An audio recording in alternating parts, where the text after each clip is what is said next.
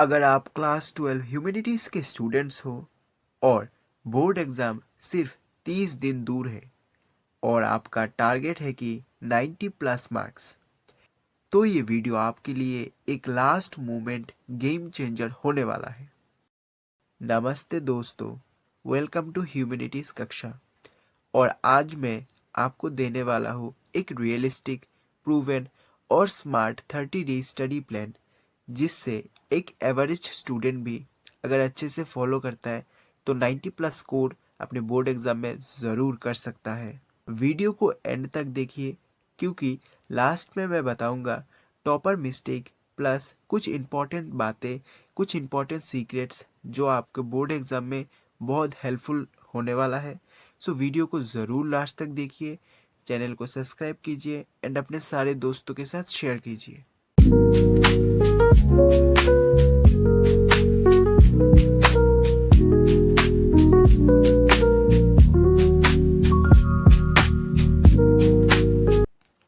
Rule number 1, NCERT is your Bhagavad Gita.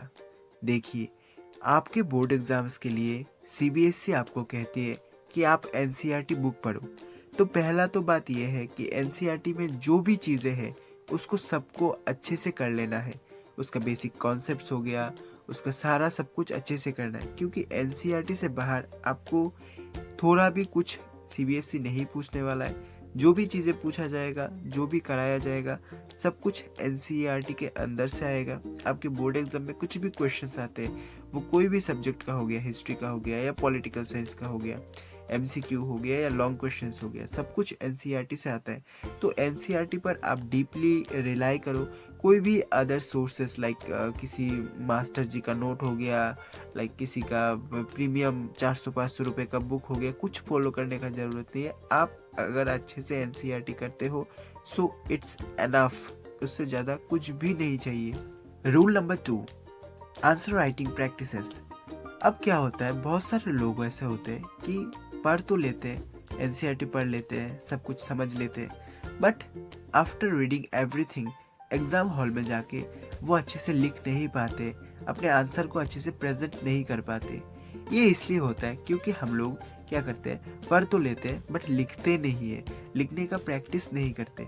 Answer writing एक ऐसा चीज़ है जो आपके एग्ज़ाम में आपको 2x परफॉर्मेंस देने में हेल्प करेगा। अगर आप like without answer writing practice के एग्ज़ाम में जाओगे तो आपको 80 में 50 से ज़्यादा पॉसिबल ही नहीं है। बट अगर आप इसको प्रैक्टिस करके जाओगे अच्छे से तो 80 में, मतलब आपका तो एग्ज़ाम 80 में होगा ना, रिटन एग्ज़ाम, उसमें आप 77, 78, 79, even 80 out of 80 easily score कर सकते हो, क्योंकि यहाँ पे आपके पास एक स्ट्रॉन्ग नॉलेज रहेगा। इस पॉइंट पे बहुत सारे बच्चों का ऐसा क्वेश्चन होता है कि हम आंसर राइटिंग प्रैक्टिस कैसे करें, कौन हमको कराएगा, क्या क्या मिस्टेक्स होते हैं, क्या क्या मिस्टेक्स नहीं होते। ऐसे जो चीज़ें होते हैं उसके लिए एक चाहिए होता है पर्सनल गाइडेंस एंड टीचर। और आप ह्यूमैनिटीज़ कक्षा का आंसर राइटिंग कोर्स ज्वाइन कर सकते हो एकदम लोएस्ट कॉस्ट में। आपको हम पर्सनली कैसे आंसर लिखा जाता है एग्जाम्स में, टीचर कौन से पॉइंट्स को चेक करते हैं, कैसे आपके मार्क्स बनते हैं, कैसे आपको फुल मार्क्स मिल सकते हैं, वो हम अपने आंसर राइटिंग कोर्स में चेक करेंगे। एंड मोस्ट इम्पॉर्टेंटली हम आपका टोटल 10 कॉपी चेक करेंगे at a lowest cost, very lowest cost में हम आपका टोटल 10 कॉपी चेक करेंगे। लाइक हम आपको क्वेश्चन पेपर भेजेंगे, it's like a sample test. हम आपको क्वेश्चन पेपर भेजेंगे एंड उसका जो आंसर होगा वो हम खुद चेक करेंगे एंड आपके मिस्टेक्स बताएंगे, जिससे क्या होगा, आपका एक ओवरऑल इम्प्रूवमेंट होगा एंड आपको कॉन्फिडेंस मिलेगा कि एग्जाम में आप और बेहतर तरीके से अपने आंसर को सजा पाए। Rule number 3, revision and new study. देखो, रूल नंबर 3 ये कहता है कि कुछ बच्चे ऐसे होते हैं कि मतलब थोड़े पढ़ने के बाद उनको लगता है कि नहीं, पढ़ाई नहीं हुआ है, और चाहिए, और पढ़ना है, और पढ़ना है। देखो, जो महान लोग होते हैं वो हमेशा बोलते हैं focus on quality more than quantity. हमको जो हमने पढ़ा है एनसीईआरटी उस पर फोकस करो ना।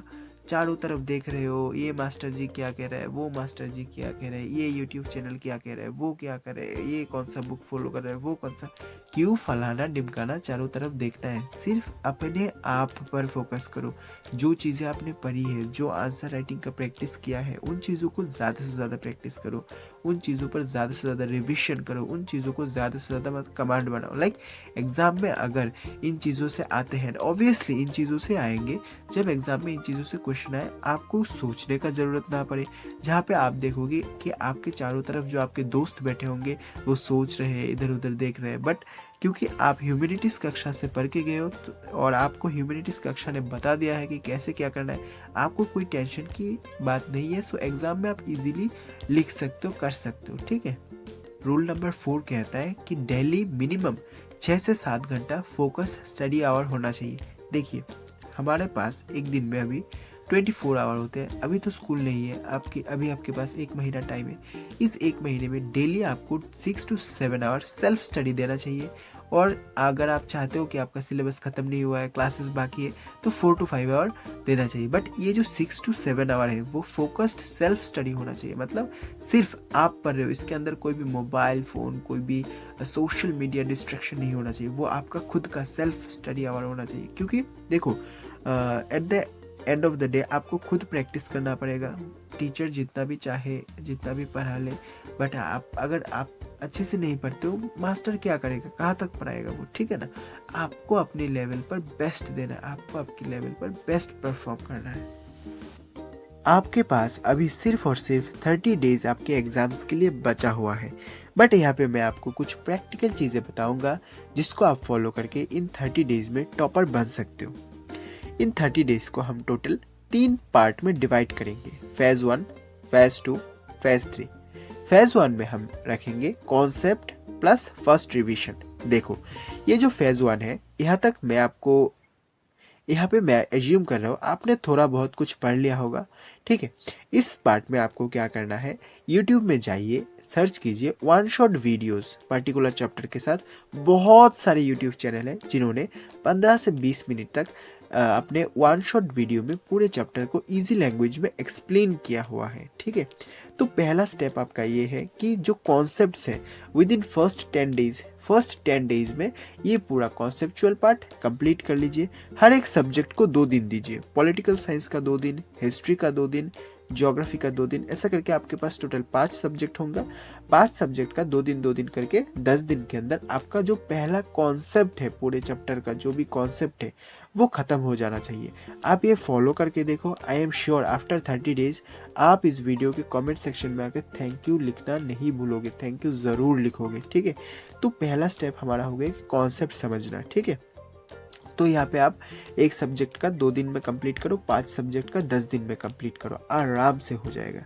स्टेप नंबर 2 जो फेज नंबर 2 कहता है कि आंसर राइटिंग, नेक्स्ट जो 10 दिन होने वाला है, ठीक है, उस 10 दिन में आपको क्या करना है, ज़्यादा से ज़्यादा आंसर लिखना है, ज़्यादा से ज़्यादा प्रैक्टिस करना है। जो PYQ हो गया, जो प्रीवियस ईयर्स के क्वेश्चंस हो गए वो प्रैक्टिस करना है, क्वेश्चंस लिखना है। ओके हमारे जो आंसर राइटिंग कोर्स अभी ज्वाइन कर रहे हो, ठीक है, उसको क्या करना है, उसके हम जो सॉल्व कराएंगे वो आपको सॉल्व करना है। सारी चीज़ जो हम आपको सिस्टमेटिकली कराएंगे वो आपको करवाना है। और जो भी बच्चे आंसर राइटिंग ज्वाइन कर रहे हैं वो ज़रूर नीचे दिए गए व्हाट्सअप नंबर पे मैसेज कीजिए और अभी के अभी आंसर राइटिंग ज्वाइन कीजिए, क्योंकि ये सिर्फ एक कोर्स नहीं है, ये आपका फ्यूचर है, ये आपको फ्यूचर को शेप करने में हेल्प करेगा, ये आपका बोर्ड एग्जाम में आपको टॉपर बनाने की तरफ ले जाएगा। तो आंसर राइटिंग कोर्स तो अभी ज्वाइन कीजिए, ठीक है। एंड द फाइनल स्टेप जो लास्ट के 10 दिन में आपको करना है वो है रिविजन और मॉक टेस्ट। ज़्यादा से ज़्यादा मॉक टेस्ट लगानी है, रिविजन्स देना है, ठीक है, PYQ लगाना है। Okay that most important is revision अगर आप अच्छे से करोगे तो आप एग्जाम में परफॉर्म कर सकते हो, बट अगर आप अच्छे से रिविजन नहीं करते हो तो एग्जाम में आप अच्छे से परफॉर्म नहीं कर सकते हो, ठीक है। अनदर मोस्ट इम्पॉर्टेंट थिंग जो आपको बतानी है कि अगर आप चाहते हो कि हम आपके बोर्ड एग्ज़ाम्स के लिए जो लास्ट अभी ये 30 डेज़ है और लाइक फर्दर जो आपके पास टाइम है आपके एग्ज़ाम्स के लिए, अगर आप चाहते हो कि एक प्रैक्टिकल हम टाइम टेबल बनाए और उस पर एक वीडियो बनाए कि किस टाइम पे आपको क्या करना चाहिए, तो इस वीडियो के कमेंट सेक्शन में टाइम टेबल भी टाइप कर देना, हम एक नया वीडियो भी लाएंगे, ठीक है। सो अभी देखो यहाँ पे क्या करना है, याद रखो, ह्यूमैनिटीज वीक स्टूडेंट का स्ट्रीम नहीं होता है, ये स्मार्ट थिंकर्स का स्ट्रीम होता है, ये इंटेलिजेंट स्टूडेंट का स्ट्रीम होता है। अगर आपने हमारे बताए हुए बातें नेक्स्ट 30 डेज तक ऑनेस्टली फॉलो करते हो तो 90 प्लस मार्क्स लाना इम्पॉसिबल नहीं है, ये भी प्रैक्टिकल है, ये भी पॉसिबल है।